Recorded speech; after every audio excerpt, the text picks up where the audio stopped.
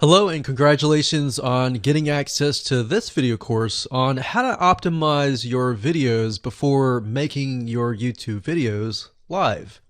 So this is video number 1, which is the introduction to YouTube search engine optimization.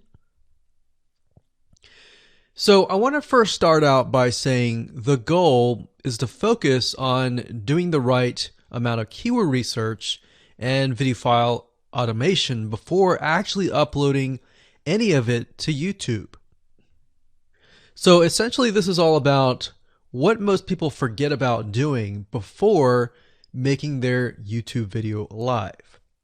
Because if you think about it, most people think about, okay, what do I do after I upload this video? They don't really think about what they have to do before making it live. So this is not about what you can do afterwards, as that is a totally different focus, but rather before. So besides simple optimization, you really need to know that YouTube ranks the videos that people watch the longest. Meaning, let's say for example that we have a 10-minute video. YouTube looks at that video. They look, yes, at the likes, dislikes, and comments, but they also look at, okay, do people actually watch most of this video? And based on, let's say, 1,000 views, how many of those 1,000 views actually watched either 50% or 100%, or how many minutes total?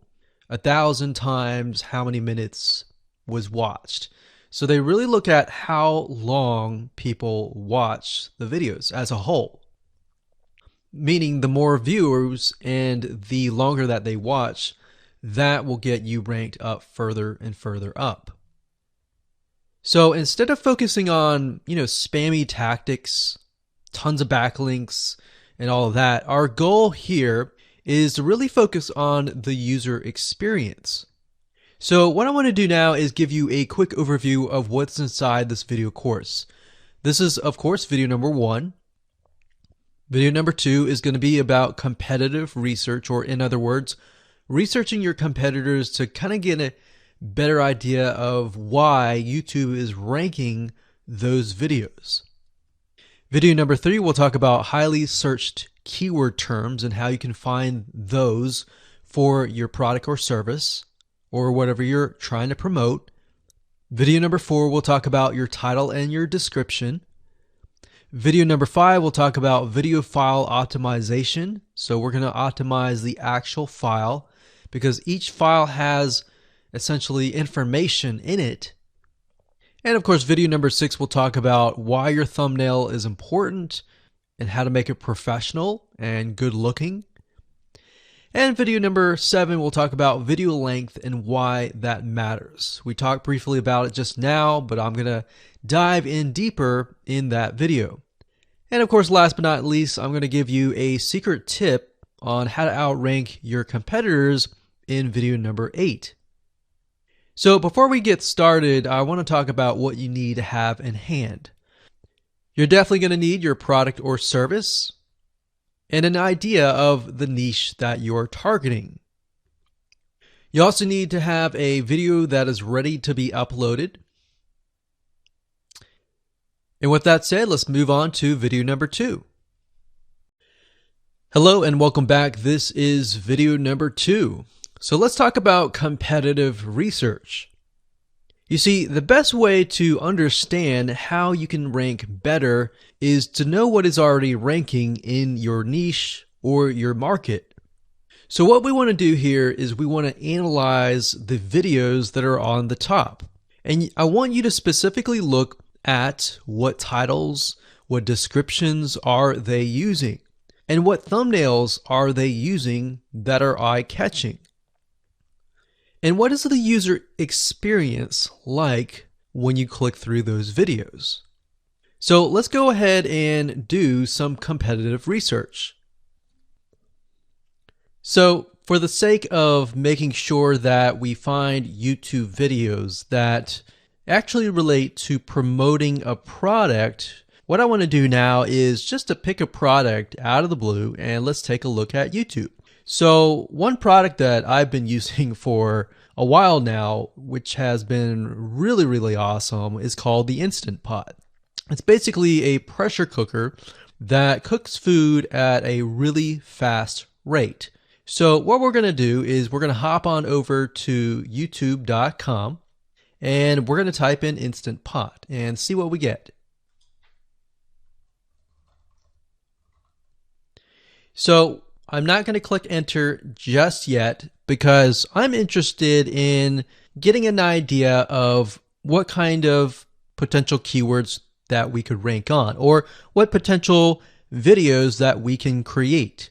And we'll talk more about this in the next video. But for now, let's just do some basic keyword brainstorming and then, of course, do some competitive research.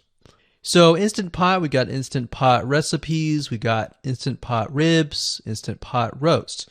So let's just click here and see what we get. Now we can see how to use Instant Pot has 316,000 views right here. Instant Pot chicken, top 6 easiest things to cook in your Instant Pot. Perfect for beginners. All right. So let's just take a look at the top 3. So let's go ahead and open those up. And let's analyze them. So the first one is this one here. And let's pause the video. We'll skip the ad. All right.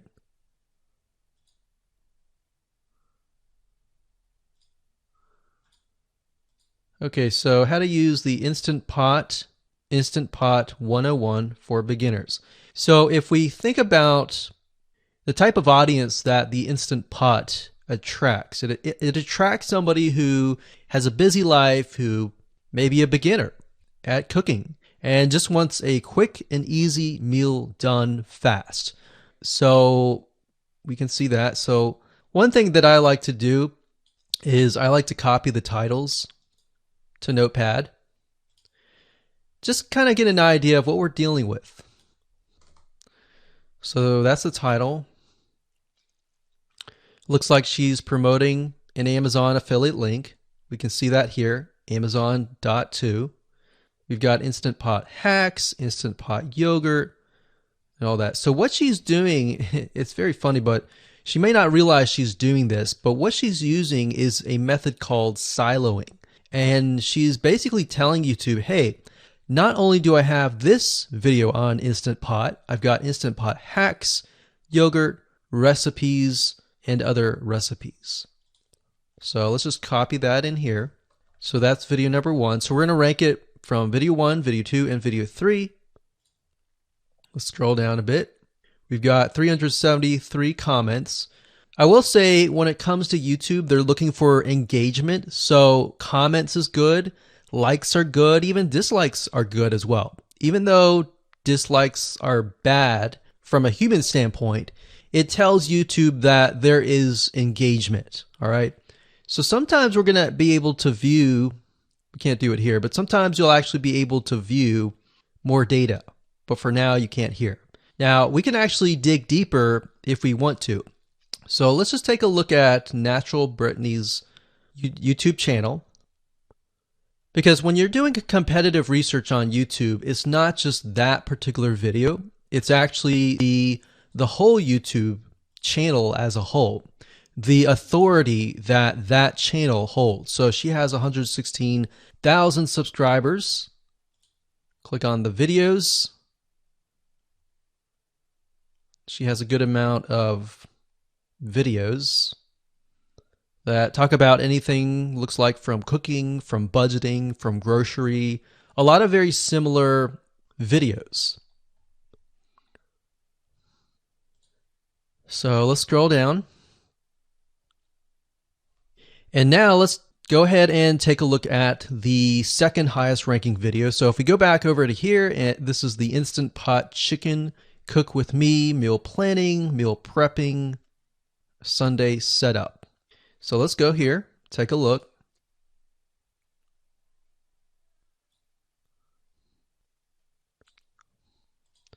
Okay, let's see here. So it's a 20-minute video, all right? And it has 658 likes, 5,000 views. If we take a look at this video here, this has 320,000 views and 7,000 likes. Now, notice how it says 13 minutes here, and notice how it says 20 minutes here. We'll go back to this later on. All right, so we'll talk more about why a certain amount of time of your video is important, why the timing is important. And why is it that this lady has only 5,000 views, whereas the other lady has 300,000, and this lady is ranked right below that lady? All right. So why is that important? And why does that correlate to the time? So we'll talk more about that later on. But for now, let's just do competitive research. We're not trying to figure things out right now, and go from there. So if we take a look at the description, it says cook with me as I try a new recipe with Instant Pot. So the description contains the keyword. Sunday setup. Looks like she's got some Amazon links. And if we think about Instant Pot, who could it be targeting? All right, so this lady calls out people who are trying to prep on Sunday. So if we can get an idea of who it's targeting mothers, it's targeting people who are busy, who maybe only have time on Sundays to set things up. And chicken is a common thing, so maybe she's getting a lot of clicks. We don't know exactly, but we know that the headline and the description work together and getting clicks. All right, back over here, this is the third one. So let's take a look at this one. So this one is 8 minutes, but it has a lot more views than those other two videos, but it's shorter. It's shorter, but it has longer amount of views, and it's third. It's got 11,000 likes and 633 dislikes. If we scroll down, we can see that it has more comments than the first one. So why is it that the first one is number one and this one is the third one and it has more views and more comments? Well, we don't know exactly why, but I have a hunch as to why that is, which we'll talk more about ranking and what Google and YouTube is looking for later down the road. So that's that. Let's just copy that title. And I'm going to go ahead and pause this video and we'll copy and paste that information to the notepad. Okay, so I went ahead and copy and paste the information. So this is video 1, this is video 2, and this is video 3 down below.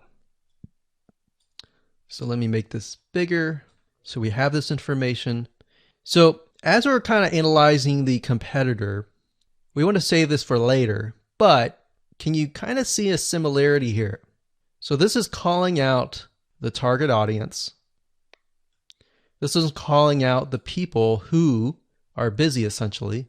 And top 6 ways, top X ways, top certain number ways is always a good title. So perfect for beginners.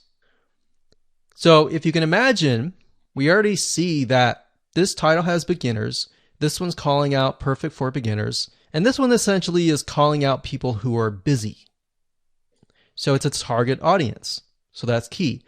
So having this in hand gives you a better idea on what potential titles and descriptions that you can have. Now, you can do some deeper dive competitive research using specific tools. And one specific tool is called Social Blade. So that's socialblade.com, as you can see here. And I like to use this to kind of get a better idea of the YouTube channel as a whole. Because what you're trying to figure out is, did this person rank because their channel as a whole has a lot of traffic? Or did this person rank simply because of the titles and the description? So there's many factors that come involved, but let's take a look at Naturally Brittany. So let's go ahead and copy this. And you basically want to come here and type in the username of the YouTube channel. So we'll go ahead and click this here. Okay, so we can see here that this is Naturally Brittany, 116,000 subscribers. She's got 19 million video views. So that kind of gives us an idea of how easy it is to break through.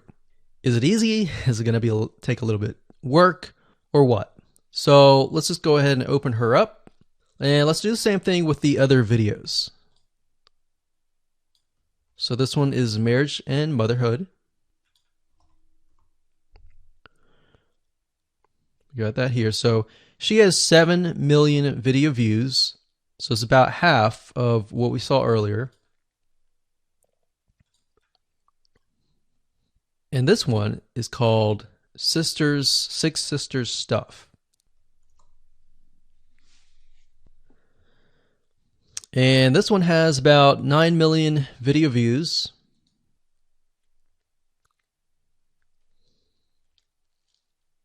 So right off the bat, we can see that if we were to rank on the keyword Instant Pot, it's going to take a lot to break through. But the way we can break through is by using essentially subcategories of that keyword. So Instant Pot recipes or Instant Pot chicken recipe, stuff like that. So we can see that each one of these has about 100 to 200,000 subscribers. So you're going to have to be competing against that. Now, obviously, if you have a good size YouTube channel, that will usually mean that you can break through fairly easily. But if you're just starting out, then breaking through on that keyword is going to be a little bit more difficult. So the next question is, what keywords should you use? And we'll discuss that in the next video. Hello and welcome to video number 3.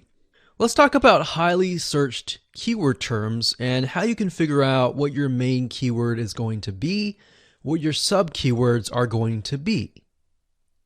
So one mistake that we see that many YouTubers make is simply making their own title and description. I mean, it's natural, right? But instead of deciding what you think will work, why not use what is already working and do some simple keyword research that's not going to take a lot of time, and this way you'll be able to have the right information that will help you rank on the right keywords. Now the big question is, well, how do I find these keywords? So the best way to find highly searched keyword terms is to look at the Google suggested keywords. And they are suggested for one reason, because they are used a lot. So let me show you how to find them and what they look like. Okay, so from analyzing the previous videos with the top 3 videos to kind of get an idea of what the titles were, what the descriptions were, if we look at the 3 and we refer back to this, the question is, what are the commonalities between the titles? Obviously the keyword Instant Pot, but we also notice that the top one and the third one, they all have the keyword beginners. So beginners in Instant Pot. Instant Pot for beginners, all right? So if we go back up here and we go to youtube.com and we type in Instant Pot, what do we get? So when you have a drop down like this is what we call the suggested keywords. And you'll see this in Amazon.com, you'll see this in Google.com and other major search engines. And what this is high demand and highly searched keyword terms. So in other words, if a lot of people are searching for these keywords, then they'll show up in the drop down menu. Right? So Instant Pot chicken happens to be a very highly searched term. And take a look at this. This one is related to Instant Pot chicken. So that means there's a lot of people searching for Instant Pot chicken. And that might be why this second video is ranked so high. Let's scroll down and take a look. So as we're scrolling down, I also want you to kind of keep an eye on the thumbnails, because the thumbnails are key. So we got top 6 easiest things to cook in your Instant Pot. And I'll say, as an Instant Pot user, I really didn't know what recipes were out there that would fit the Instant Pot. Because the Instant Pot, the way it cooks is it pressurizes the food, and you need a little bit of liquid inside it to pressurize. So what I was doing is I was looking for recipes that were specifically made for the Instant Pot. So a lot of these people that are coming here, they don't know. They're just looking for recipes. So the 30 Instant Pot recipes gives people an idea. Oh, okay, I've got 30 recipes that I can pick and choose from. So if you scroll down, it says Instant Pot Ultra. All right. So if we go back here, so Instant Pot Chicken is definitely a top one. Instant Pot Spaghetti, how to use an Instant Pot. Instant Pot Cheesecake, Yogurt, Pho, Beef Stew, Whole Chicken, Rice, and Instant Pot Roast. So these are highly searched keywords. Now let's hop over to Google and see what we get. Do we get the same thing? Do we get something different? So if you go to Google and you type in the same thing, Instant Pot, we can see that we've got Instant Pot recipes, Instant Pot chicken. So notice that the chicken and the roast beef or the pot roast seem to appear both in Google and in YouTube. So whenever you see that, that's a good sign, because you got to understand people searching in YouTube are very different than people searching in Google. They don't show the exact same thing. But if they do, that gives you an idea that if you rank on that term, that you will be able to get traffic from Google and YouTube. Okay, so let's go back here. So Instant Pot's chicken. So let's just do a search and see what we get. So another place to find the Google suggested keyword terms is to scroll all the way down to the bottom. So there we go. So Instant Pot recipe. Now these are specifics, all right? These are searches related to Instant Pot. So people are looking to buy Instant Pot Amazon.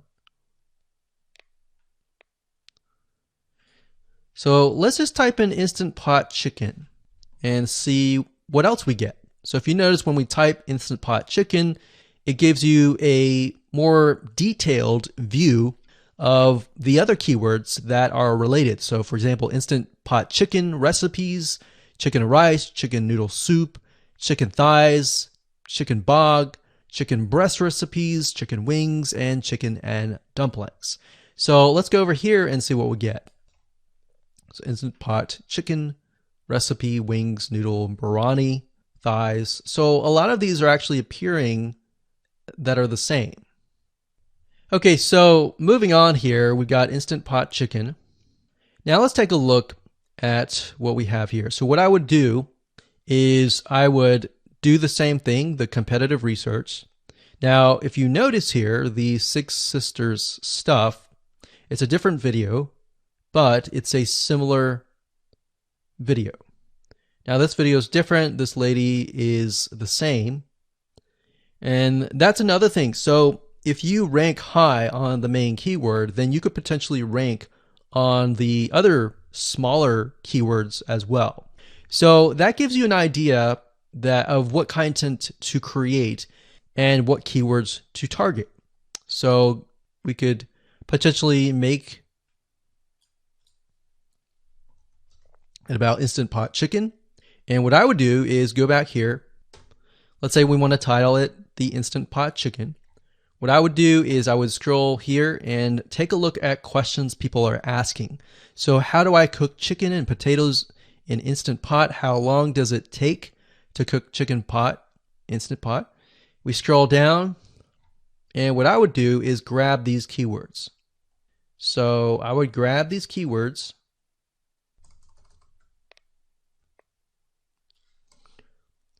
So what we want to do is we want to have a main keyword, and then we want to have sub keywords. So the main keyword here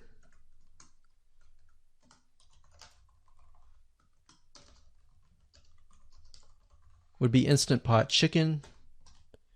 And then the other ones would be Instant Pot chicken and potatoes, and all the rest here. So having these in hand will give you a better idea on how to go about creating your titles and your descriptions so that you can target specific keywords, and that you're not like any other YouTuber who is simply making up titles and descriptions just out of your head. So this way you can be strategic and rank effectively. Hello and welcome to video number 4. In this video, we're going to talk about your title and your description.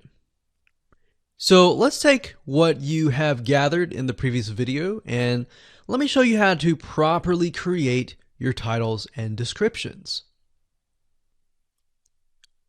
So when it comes to creating titles and descriptions, we simply need to do what we did in the previous videos, which was the competitive research. And as you can see here, we have the videos 1, 2, and 3, the top number 1, number 2, and number 3. And of course, we have the main keywords. So we have this main keyword here. So that's definitely going to be in the title. And then of course, if you noticed, the target audience was beginners. So essentially what you're noticing here is that people are calling out the audience, and then of course they have the keyword in the title itself. And then of course you want to make sure that title, main keyword, and target audience is also going to be in your description. Now what I like to do is I like to go look at magazines in that niche. It doesn't necessarily have to be exactly, in this case, Instant Pot, but it needs to be somewhat of that genre. Now, one thing that I noticed was when we took a look at the Instant Pot chicken, you could write out something like top 6 easiest things. So instead of things, you could say chicken recipes or pot roast recipes to cook in your Instant Pot. Or you could say something like Instant Pot chicken dash top 6 easy recipes, or you could use a number. People like numbers, especially knowing that somebody gets an Instant Pot for the sake of saving time.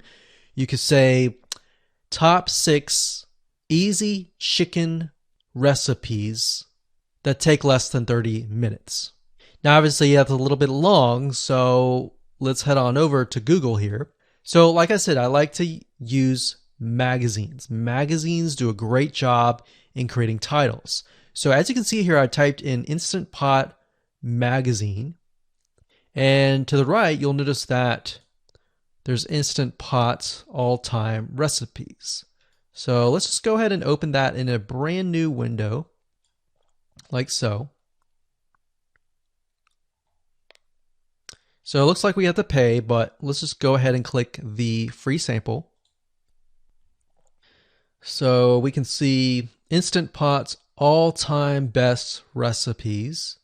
So you could do something like all-time best chicken recipes, or Instant Pot dash all-time best chicken recipes, or all-time best chicken Instant Pot recipes. So obviously here we're not going to copy word for word because that's plagiarism, but we're going to use something different. We're going to tweak it around. What we're looking here is for headlines. So let's go back here. So it says everyday Instant Pot, 115 delicious, family friendly pressure cooker. So we can say everyday Instant Pot, 6 delicious family pressure cook recipes. So everyday Instant Pot chicken, as long as the word Instant Pot chicken is in there. So we got 66 Instant Pot recipes that put your pressure cooker to work. So we could say something like 6 Instant Pot chicken recipes that take less than 15 minutes. And yes, believe it or not, Instant Pot can literally cook something like a pot roast within less than an hour, or sometimes half an hour. Because it's a pressure cooker, it cooks a lot faster. So that's what I like to do, is I like to take a look at magazines. So it doesn't necessarily have to be Instant Pot in this example. It can be another food magazine. So essentially that's how to create the titles. As far as the description goes, if you take a look at what they've written here, the first one that's ranking really well, as you can see here, we've got Instant Pot 101 for beginners. So you'll notice that they are trying to target the keyword Instant Pot 101 for beginners. So they've stated that in the title, and they've also put it in the description. So it says everything you need to know about how to use the Instant Pot in a beginner Instant Pot recipe. So notice that they use the keyword beginner Instant Pot twice. And then of course they got Instant Pot hacks, Instant Pot yogurt. And what they're essentially doing here is they're linking to other related videos. Now, Google's smart enough and YouTube's smart enough to have an algorithm to read the description and think, okay, they've got other videos that they've created that are related to Instant Pot. This video must be good, or this channel must have a lot of relevant information. So we're going to rank it a little bit higher because it's going to give people what they want to see. So now we look down here, it says Instant Pot chicken. So this is the lady who is ranking really high on Instant Pot, but also Instant Pot chicken. So it says cook with me as I try a new recipe with my Instant Pot. So we can see the keyword Instant Pot here. And as you can see, the description is really written for the user, but it contains the keywords that are necessary.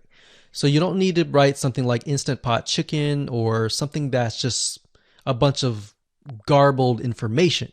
You want to make sure that the title and the description attract people first and foremost, and then embed the keywords within. So the third one, we've got top 6 easiest things to cook in your Instant Pot, perfect for beginners. So it says, today I'm sharing with you the 6 easiest things to cook in your Instant Pot. So you can see here, the title is here, but the title is also in the description. It says, now these are perfect if you are just starting out or even had the Instant Pot for a while. So you can see the keywords that are embedded, but it's really written for the user. And that's the way it should be, because the title and the description will actually show up in the YouTube search engine, as you can see here. So we've got the title, we've got the description. So we want to make sure that the first sentence in your description is catchy as well. Hello and welcome to video number 5. Let's talk about video file optimization. Did you know that all files contain data that tells YouTube what your video could be about? Let me show you. Okay, so the way that YouTube gets an idea of what your video is about is by transcribing it. And for the most part, it can usually figure out what your video is all about if you have voice and speaking in it. Now, you can go one step further by adding what we call video file metadata. It's very similar to a website metadata. So for example, if you right click on any website and you click on View Page Source, up at the top, you're going to see a lot of what we call metadata. So right here, we can see the name, the title, the description, and all that information. So what that does is it tells Google essentially what your website is all about. So very, very similar in this case of what we're doing here.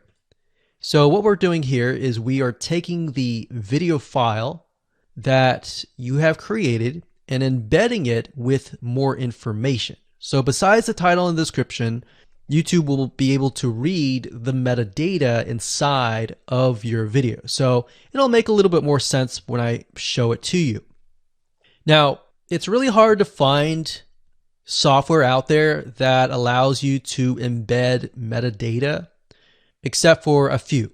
So one of them is called Video Converter by Wondershare, and that is videoconverter.wondershare.com. That's videoconverter.wondershare.com. So if you go here and you go ahead and download up at the top, you will be able to embed metadata. In fact, we're going to be using that for this particular video. Now, there are other software out there like the Adobe Bridge software, which allows you to embed the metadata into your video. Now, the reason why I'm using Wondershare is because I feel like it's a lot easier to use. So if you go ahead and download this, we're going to open this here. And what I did was I clicked Add Files, and I chose the file. Now, there's a lot of things that you can change about the video, but what we're particularly interested in is this I icon right here. So click this I icon, or letter I here, and you're going to see that it says name, language, episode name, actors, directors, screenwriter, tagline, and description, and comments. So what I recommend is you try to complete this as much as you can. So episode name, actors, so that would be whoever is in the video, the director, the screenwriter, which could be you, and then the tagline.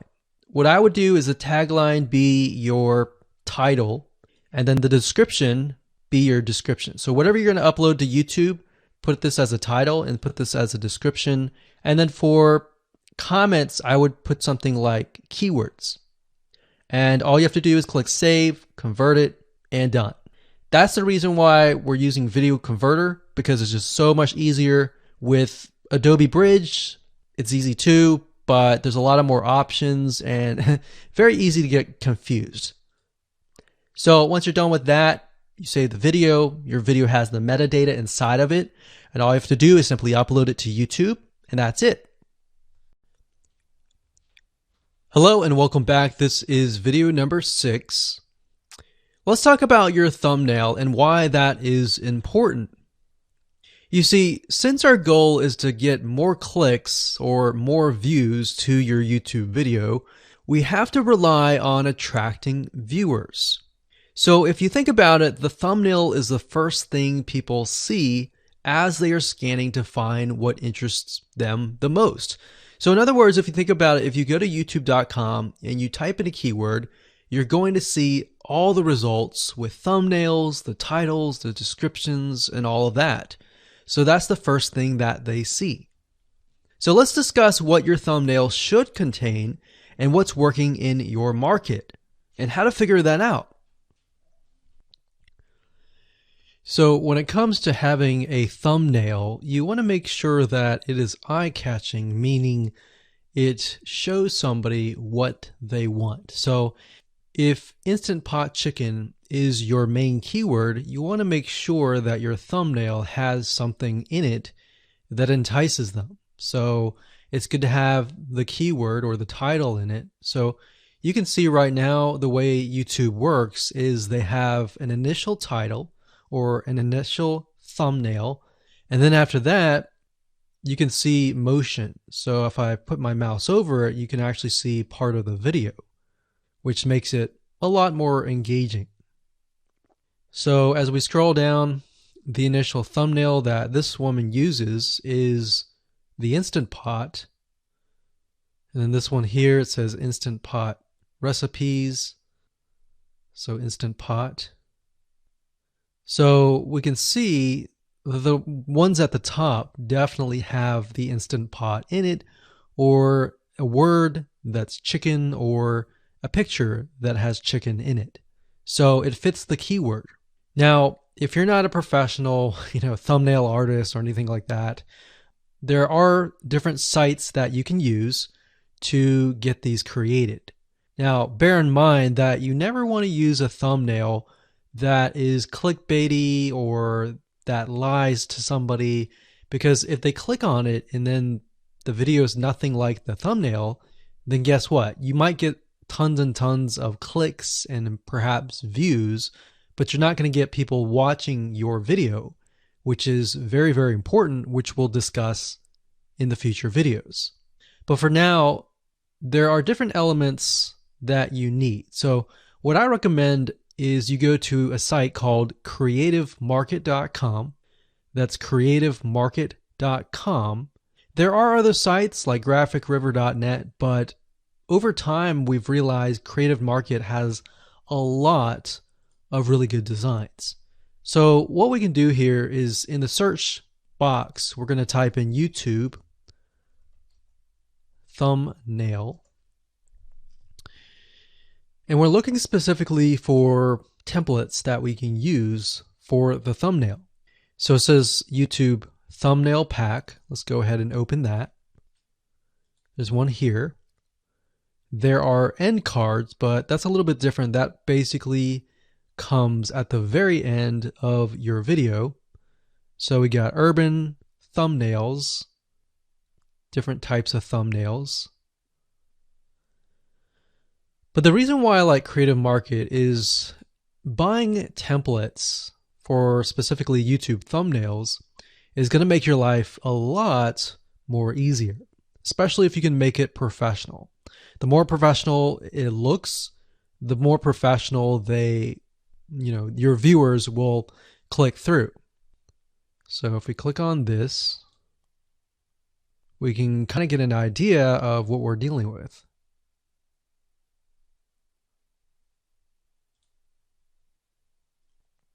And here's more thumbnails here as well. Now, over time, we've realized with YouTube thumbnails, more and more designs are becoming minimalistic, meaning it's not too fancy, but it's got just enough information to tell the person what it is all about. So it could have text, it could have pictures, but you really need to know what your YouTube video is about before you can create your thumbnail. In fact, I recommend that you create your YouTube video first and then you create your thumbnail so that you can make sure that you attract the right person.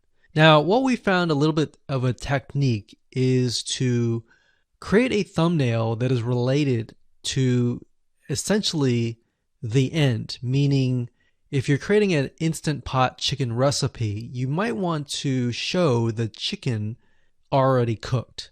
So essentially what people get if they click through. So that way people think, oh, okay, this looks really nice. I'm going to click through. And they're more likely to actually watch all the way through to the end. And that's what we want. We want people not to just click through, but to watch all the way till the end. And that's actually going to help us with the ranking.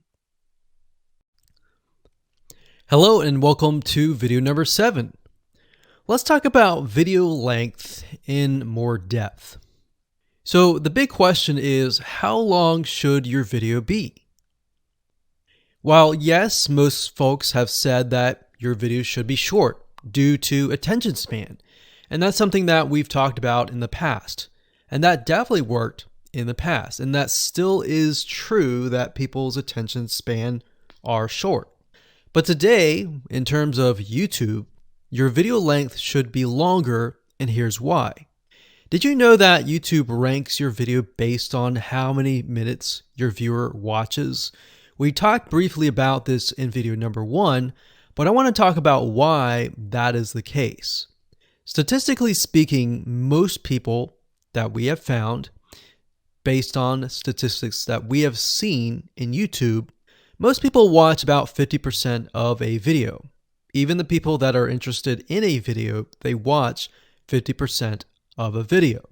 So if that, in this case, is a 5-minute video, an average viewer is only going to watch about 2.5 minutes. Now, here's why that is important. If you're competing against someone who has a 30-minute video and their viewers watch 15 minutes, which is about 50%, well, guess what? Even if they can have less viewers than you, they're going to beat you because they have a longer video. So if you got the 2.5, they've got the 15 minutes, they can send less people and still beat you. And YouTube will favor them in the end. Now that, of course, is assuming that the views are legitimate and people are actually watching. And that's why user experience is so important. So to give you some real life practical application, let's hop on over to YouTube and I'm going to show you proof that this works. Okay, so let's take what we learned and what we just discussed and apply it to some real life practical application. So if we head on back over to youtube.com, we type in the keyword Instant Pot recipes, we can see this one, and this one. So let's go ahead and open these up. So we got this one, and this one. So that's 1, 2, and 3. The first one has about roughly 8 minutes or 9 minutes. We'll say 9 minutes. The second one has about 27 minutes. And the third one has about 20 minutes. Okay. So essentially the second and third have about double the amount of time. So like we talked about, most people watch about 50% or less, and then they quit. That's the average, right? So if that's the case, this person here, even though they have more views, see that? 800,000 views, even though they have more views, they're competing with somebody with a 30-minute video. Essentially, it's 27 or 28, but close to 30. So if we round that, we'll just say this is 10, this is 30, and this is 20. All right, so let's keep it at even numbers. So if that's the case, there's 4 minutes here, 15 minutes here, and 10 minutes here. So this means that the person with the less amount of minutes, they're going to need a lot more views and a lot more people watching it. So in total, if this person has, obviously this person's number one, but what I'm saying here is because YouTube looks at how many minutes are watched, if this person had 800,000 views and this person had only half of that amount, but had more than double this amount, this person right here would most likely rank higher. So see that? Only 100,000 views, 15 minutes. This one here, 20 minutes, only 6,000 views. So you might ask, well, shouldn't this be maybe number one? Not necessarily. If we really look at it, so we've got 800 times 4 minutes, and that's not going to be exact. I mean, we could even take 500. And this is definitely going to be number one. And this is definitely going to be number two based on the information. But this person, because they have a long enough video, even though they have less amount of views, they're still able to rank pretty high. So this is based on one of our YouTube channels, which has over 9 million of minutes watched. And based on that, that's what we've seen. Now, there's other factors like likes, dislikes, comments, and other things like that, titles and descriptions. But that's a big, huge ranking factor because it legitimately tells Google and YouTube, hey, this YouTube video is legit. Not only people are clicking on it, they're actually viewing it. And they're viewing at least about 50% on average. So that's why the video length is important. Now, you don't want to make a long video just to make a long video. You want to make a video that has really good content. And that's the goal. It's not based on spammy backlinks or anything like that. It's based on providing real value. Hello and welcome to video number 8. So just want to say congratulations on reaching the end of this video course. We're going to talk about a secret tip that you can use to outrank your competitors. So we briefly talked about why having a longer video was important, right? So one secret tip that we can give you is that what we have found that works is the following. Longer videos in the sense of live streams, which means you get on YouTube and you talk to people live.